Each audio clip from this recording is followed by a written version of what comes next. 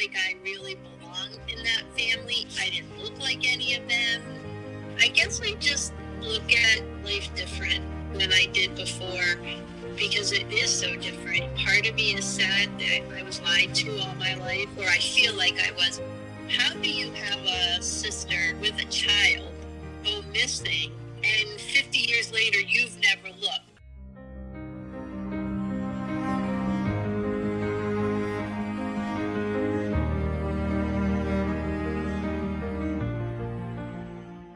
Cyndi was removed from her parents as a young child and adopted by who she believed was her father's brother and his wife. She had a happy childhood, but still wondered if what they said about her birth mother was true. She was adopted from West Virginia, where adoption records are still closed. She started taking DNA tests and linked up with some of her birth mother's family.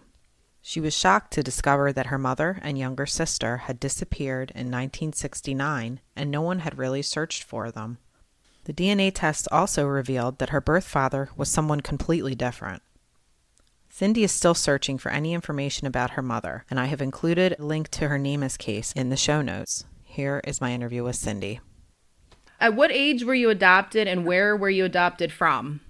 Well, I was removed from my birth parents' custody at about 3 years of age. I was adopted at 4.5. I was adopted from West Virginia, and I was adopted in New Jersey. Okay, so you grew up in New Jersey. Did you ever go back to visit family in West Virginia? Well, I thought I went back to visit family, but over the last 4 years after doing DNA, I realized that it was all a lie and none of them were actual family. Did you always know that you were adopted because of the situation?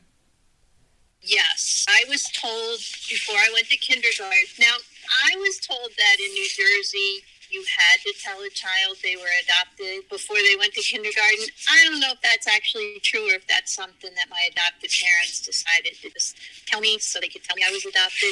But I've known since I was, going into kindergarten. So you knew your father was your father, but he was in more of an uncle role when you were growing up. Is that kind of how it was? Well, I thought he was my father, and he lost custody of me, and his brother took me, so he became my uncle. Did you grow up with any other siblings or cousins in the household? I grew up with cousins in West Virginia, but again, come to find out now they're not cousins. But at the time, I thought they were my cousins. But no, I didn't grow up with any of them in the house. Okay, so your adoptive parents didn't have any children of their own, and they didn't adopt. They didn't have any of their own, and then when I was 13, they adopted another boy and girl that were 11 and 7. Okay. So your adoptive parents obviously knew both of your birth parents. Were they able to give you any information about them? Not really. My adoptive parents pretty much lied to me. They told me that obviously my birth father was who they told me, but it wasn't him. I'll never know if they knew that he wasn't my birth father or if they just tried to protect the situation. And as far as my birth mother went, they were not very complimentary. They said she was pretty much a hot mess and that, she was not a good person. So that's really all they would tell me. They were very secretive. The whole family was about her. And again, they told me that my birth father, he was the greatest thing in sliced bread in their world because it was their family, but it ended up not being my birth father. So with them saying all those things about your birth mother, what was it that made you want to find her? Well, I wanted to know the truth. I don't know how to explain it, and I don't know if other adopted children can identify with this, but I never felt like I really belonged in that family, even though they said that they were on my birth father's side. I didn't look like any of them. My physical characteristics were not like them. I had blonde hair, blue eyes. They were all brunettes with brown eyes. I was just really tall and slender, and they were all kind of on the heavier side. Nothing about me looked like any of them. I never really felt like I belonged or that was really who my family was. So, I don't know, as I got older and everybody kind of passed away, I said, you know what, I won't hurt anybody's feelings. I really want to know the truth. So that's when I started looking to get the truth. Plus, I had heard that my birth mother kind of went MIA, and so I was curious. I did not know for a fact that I would find that my birth father was somebody completely different, nor did I anticipate finding that my birth mother had another child. It looks like around when I was 5 to 7 years old, but they've been missing for 50-some years now, like literally missing, like not a trace of either one of them. When you first started, how did you go about finding information about your birth mother? Well, I did my DNA. I did 23andMe and I did Ancestry. 23andMe pretty much gave me everything about my birth father. I found 13 siblings. Many of them were also products of affairs. He had 2 marriages. Some were kids from his marriages, but there's like 6, 7 of us that are from affairs that he had. My birth mother, again, it was DNA, and it led me to a cousin that led me to his grandmother, who ended up being my birth mother's half-sister. My birth mother came from a very troubled family. Her mother had been married, from what I can see, 3 times with many children, and her dad had been married 5 times with many children, so there's many halves. But it led me to a half-sister, which led me to her actual full biological brother. And we went and met. I went to Minnesota to meet him, and he had no information for me other than what kind of life they had growing up. And he was able to tell you that she was missing. Yes, he said the last time anyone had seen her or my sister, my half-sister, was in 1969. And that's pretty much been verified through everything that I've done and all the research. I was able to get a namus case. The West Virginia State Police, since that's where I was born, they had a series of the redhead murders right around the same time that my mother went missing, who was a redhead. They have one unidentified body, and they honestly thought that we were each other's answers, that was going to be my birth mother, and that they were going to be able to identify this person. Unfortunately, our DNAs didn't match, but at least in the end, it gave me a namus case and a chance to get the information out there. What is your birth mother and sister's full names? My birth mother's name is Bonnie Jeanne, and her maiden name was Hutton, Hutton. Now, my sister, it all depends on who you ask. We believe, and I guess the latest information, the most accurate information that I have, her name was Tammy Jeanne, but I don't know if it was Tammy or TMI or Tamara, and I don't have any way of proving that that was her name, but that's what my uncle said. So what are some of the theories about what may have happened to them? Well, they run the gamut of that she took off with some guy because she was married at the time to the man who supposedly was Tammy's father, but pretty doubtful that he was. So it appears she had another affair. Thought was that she ran away with some new guy. There was some theories that she got involved with a man, and this is going to sound like I made this up, but it's really true, that she got involved with a man who was involved in Denver, Colorado with the Small Dome crime family, and that maybe she went missing because she knew too much. Or did her and my sister get put in a witness protection program because of something? Or did they die because they knew something? All of those are theories about that. Other than that, there really is no theories about why she left. I mean, never reached out to anyone in her family, not a single sibling, her mother, her father. Well, her father had passed away by then, but literally everything about her goes stone cold in 1969. There's not a trace of her. So other than opening the namus case and submitting your DNA for the unidentified Jane Doe, what are some of the steps that you've taken to try to locate any traces of them? Well, my DNA is in CODIS, as well as her brother's DNA. So they were able to get his DNA before he passed away. And so we do have that. You know, I keep doing Ancestry and 23andMe. I keep talking about my story. I've done some news articles. So I put it out on social media. There's really not a lot that I can do. I have a couple of search angels who constantly are searching, and they do amazing work, but there's just nothing literally nobody, nothing. No one has seen her. The name doesn't ring a bell with anyone, or if it does, no one has come forward. And you figure she's probably like 83. She'd be 83 now. So there's a good chance she's not even alive, even if she was. Yeah. And then Tammy, if that is my sister's name, there's a lot of theories that maybe she got adopted out back in the early 60s. The black market adoption was big. You could give a child away, have a different name given to that child. There's a good chance that that could have happened, and she doesn't even know she was adopted. She doesn't even know she had another name. You know, I keep hoping for that scenario, because she would only be 58, so there would be a chance that she obviously could still be alive. So I keep hoping that maybe she'll do a DNA, or if she had kids and one of them will do a DNA test. But it's kind of daunting that no one, like, with immediate relation to either one of them pops on 23andMe or Ancestry. Yeah, that's really crazy that nothing ever surfaced of them ever again.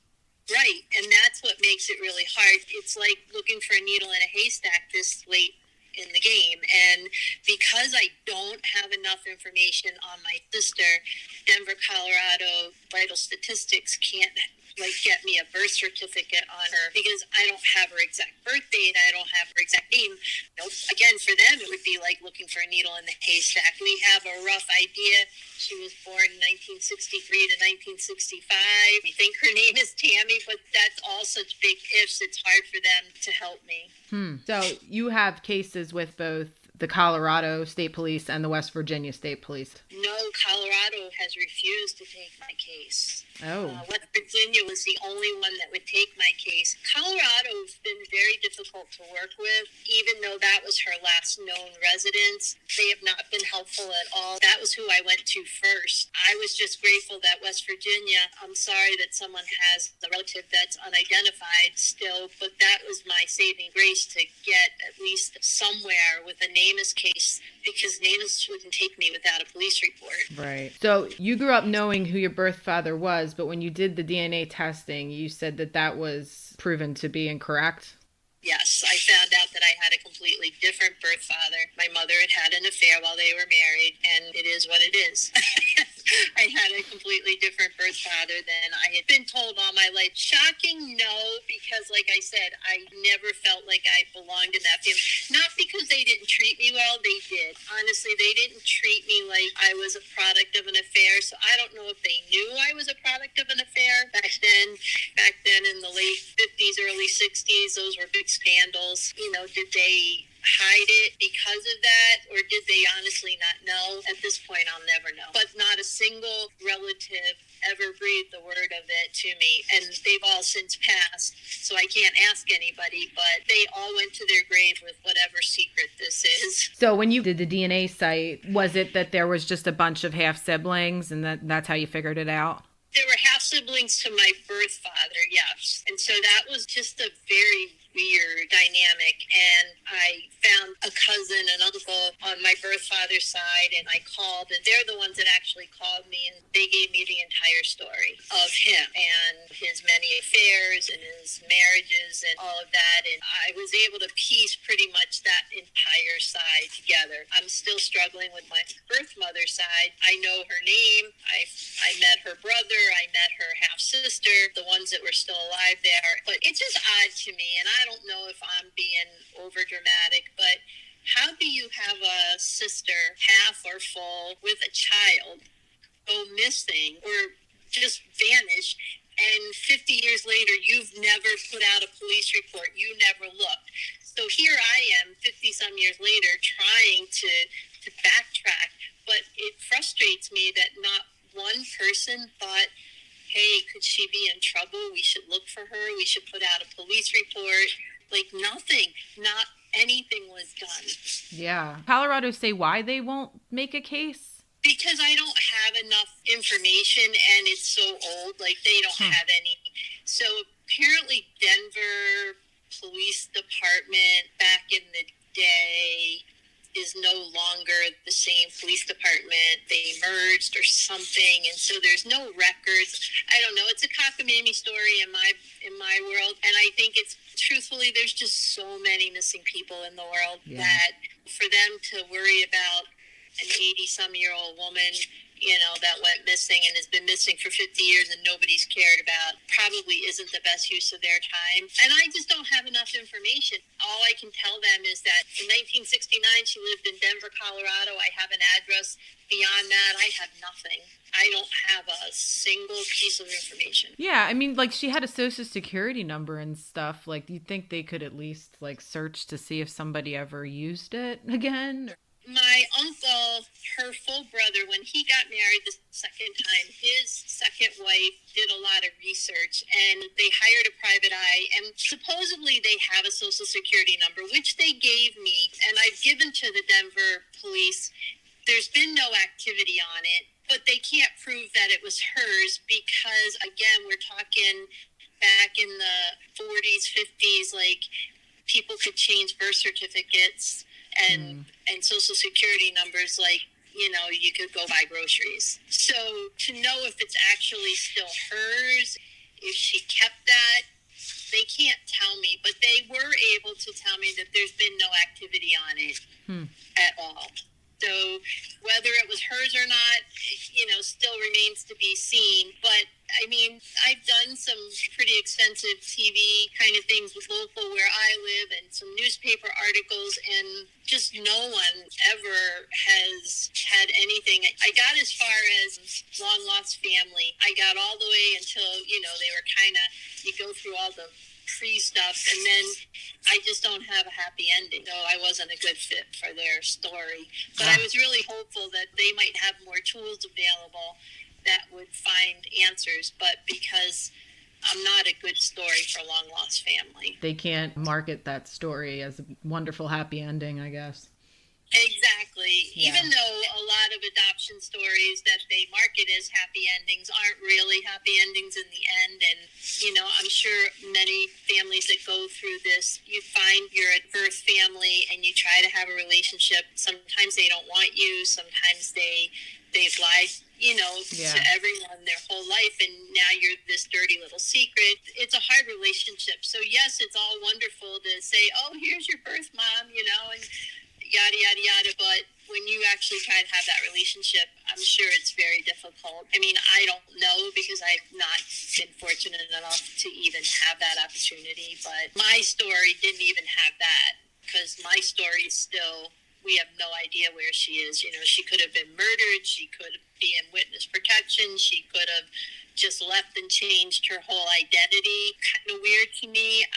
I'm more on the assumption that either she was killed, murdered, or went into witness protection. And the only reason I say that is the fact that, like we said earlier, not a single person, like my sister never got married and had a child.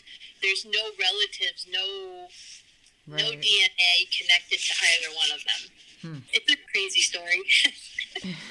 Family stories are always crazy, aren't they, though? That's true. That is true. I guess you don't think about it because you think you're the odd duck.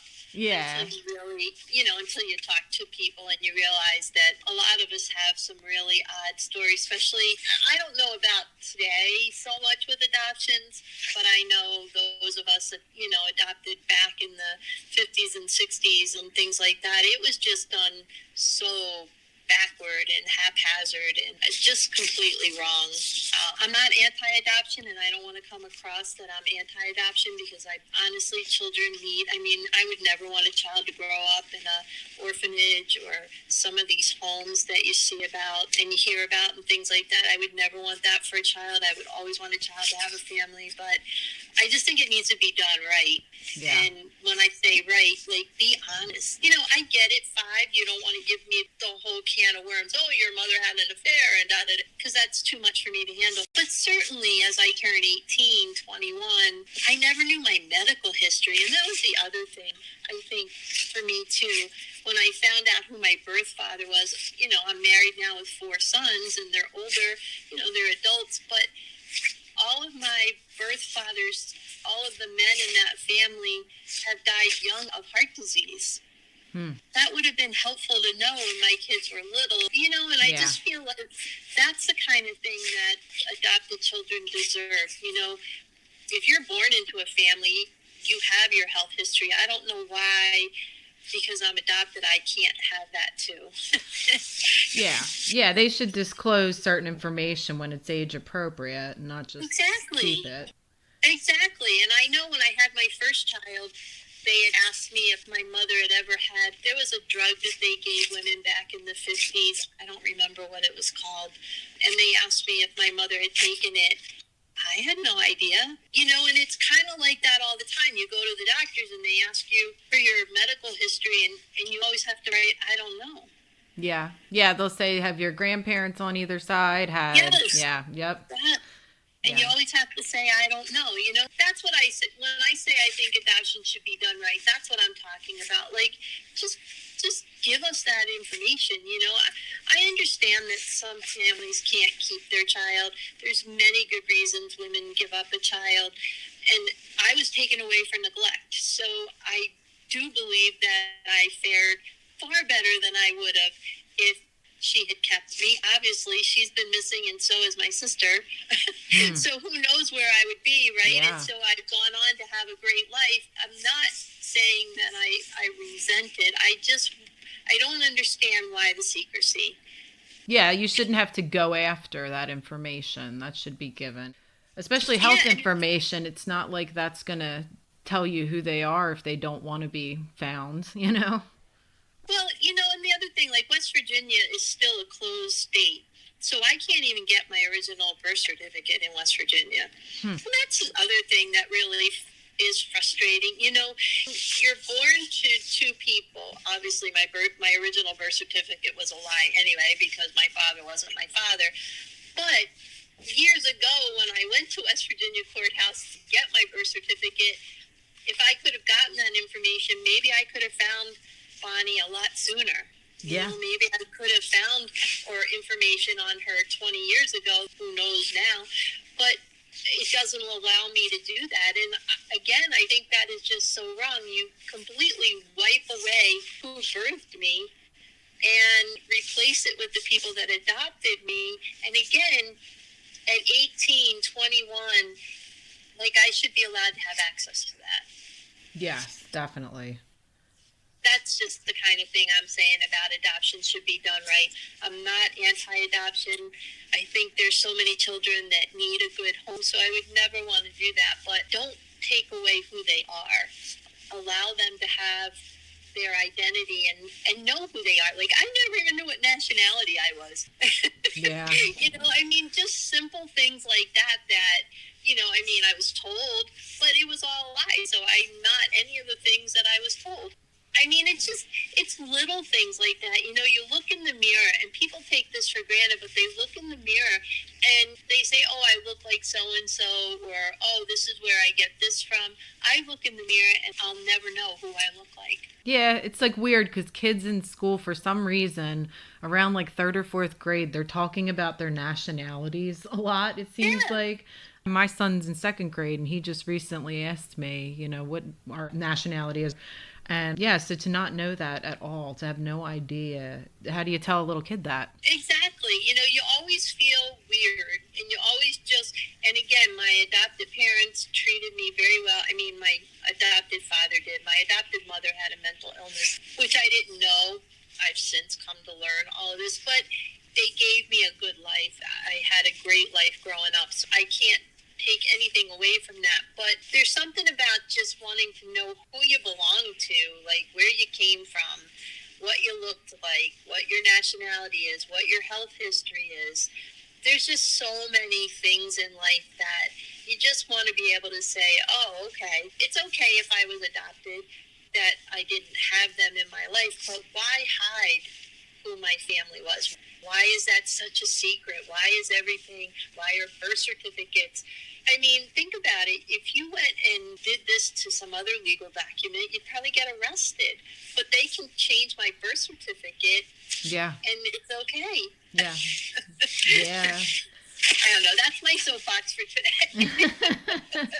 So, someone who did know your birth mother obviously was your birth father. Was he still alive when you found out who he was? No. No, he had passed away. He passed away early from heart disease.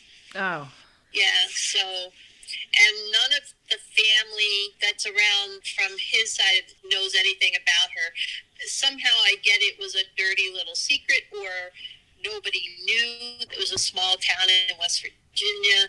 Maybe it was, you just didn't talk about it. I don't really know, but nobody knows of her that knew him. So have you been in contact with any of your half-siblings from him? Yes, most of them were very resentful, didn't want to believe that I was really a half-sibling, because it just brought to light that their father had affairs, and it was hard for them to comprehend. I mean, they're older now, obviously, so for them to find out that their father had affairs. The ones that I have been able to have a good connection with are also siblings that were product of affairs. So how many half-siblings are there from your father? Well, there's 13 of us that we know. Wow. I don't know how many more might fly out of the woodwork as we go on, but there's been 13 so far. And you said that you have pretty good relationships with the ones that weren't from his marriages. Have you met them in person? Yep. My half-brother and I are probably the closest. He lives in West Virginia. He obviously was a product of an affair, and everybody knew it. But we met maybe 3 years ago now, and we've just had a bond. I think we both needed that sibling kind of thing. One of my sisters, half-sisters, that was also a product of affair. We were close in the beginning, but the whole thing for her was just too hard. She never knew until she was like 54. She thought she had the mom, the dad, the sister, and the white picket fence. And her whole world crashed when she did a DNA test at 54 and found out that her mother had an affair. So it's been really hard for her. Plus, she came from a very well-to-do family. I think to find out that she was born from a hillbilly kind of man, it's just too hard to handle. Yeah. So you've been back to West Virginia, and those are the people that you visit in West Virginia? Yeah, I go back to West Virginia probably once a year, and the ones that I grew up with thinking that were my cousins, we still consider each other cousins. I mean, that was my whole life, and they'll always be my cousins. It's just, we know we're not, but we are. So we get together, and it's like it should be. Yeah. Yeah, growing up in New Jersey, I'm sure it's a pretty big culture shock to go back to West Virginia. Well, West Virginia, like Logan, West Virginia, where I'm from, you still have people that live with dirt floors, live in the hollows. It's sad. It's a sad place to go back to. It used to be a hustle bustle kind of place, and I loved going back to West Virginia and going down Main Street and all the shops, and I loved it. And now it's just so depressing. The coal industry kind of non-existent these days. Yeah. Logan, that's what it was known for, and you just don't have it. And now there's nothing open on Main Street. It's filled with drug addicts. It's so depressing. It's hard to go. My children, I took them there for the very first time, and they were like, do we have to be here? I mean, it's just a hard place to go back to. For me, it has a lot of memories, and I want to be there with my, who I grew up with, but it's definitely not a place people want to go and visit. Yeah, it feels like home to you, though, right? Yeah, it really does. And I know that sounds weird, but it's what I knew. It's all I knew growing up. And with everybody, my adopted family all gone, and then who I thought was my birth family all gone, I really don't have anybody. So it's as close to home as I can get, I guess. Yeah. How do you think your life has changed, like, after finding out, like, the truth about your birth parents? Because it doesn't really sound like you had expected it to happen this way. No, when I did my DNA, I thought maybe I'd find my mother or, whatever.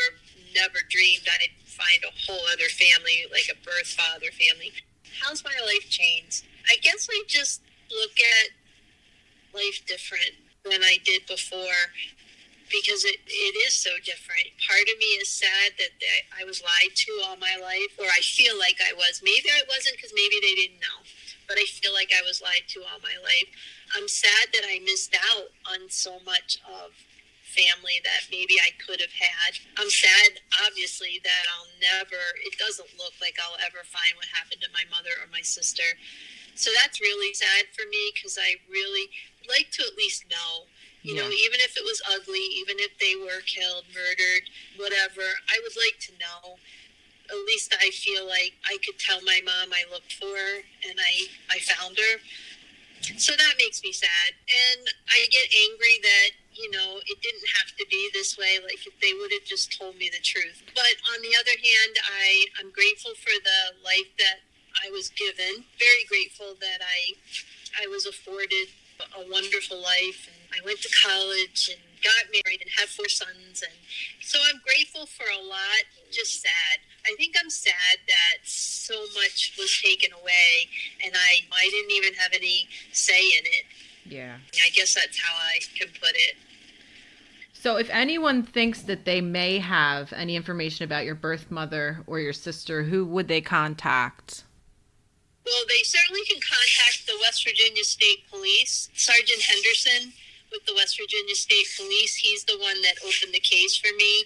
He was a wonderful man, or still is. He had been patrolman at the time, just a trooper at the time when that unidentified body was found. He was young, and he made a vow to bring a name to that woman, and I feel bad he never has, and I really thought I was going to be the one to give him that closure, but I didn't. But again, Sergeant Henderson from the West Virginia State Police, he has my case. NAMUS has my case. They certainly could reach out to NAMUS.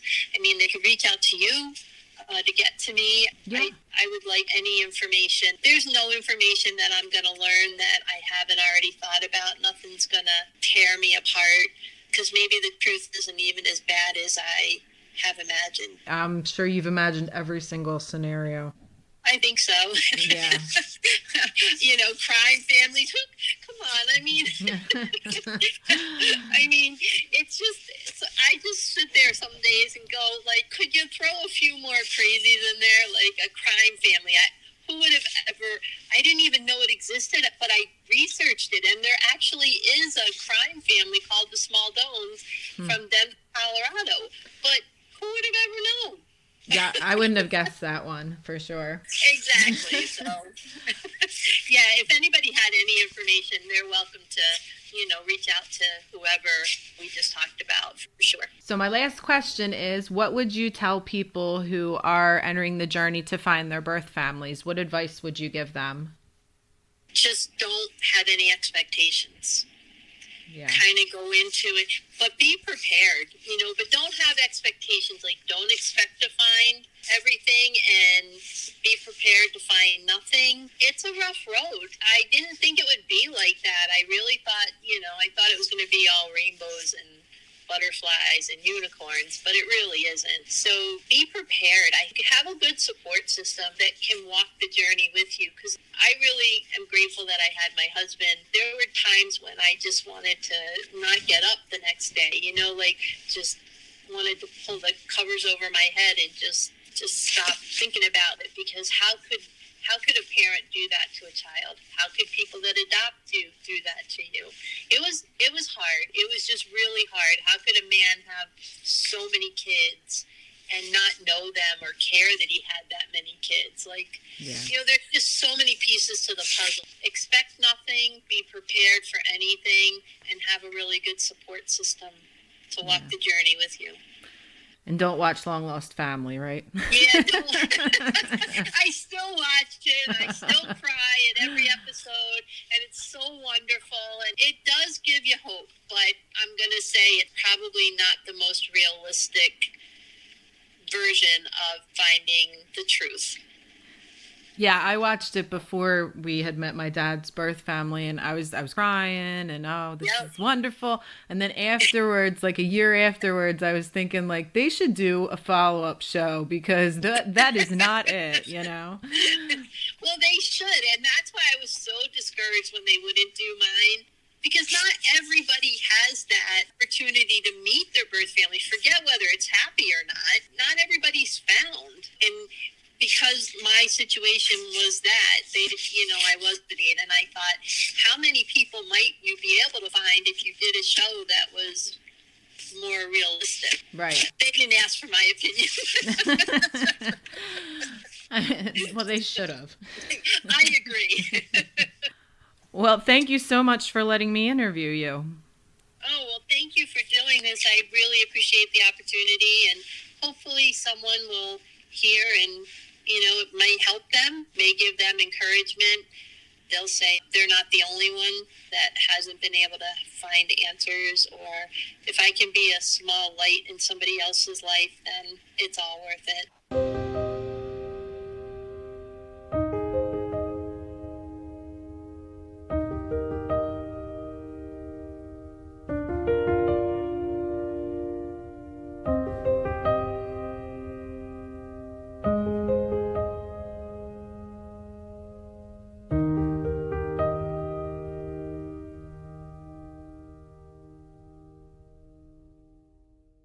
If you have experienced an adoption reunion and would like to speak about it, please contact me at whathappensadafterpodcast@gmail.com. Also, check out the show's Instagram to see pictures of my guests. Listen next time to find out what happens after. Thanks for listening.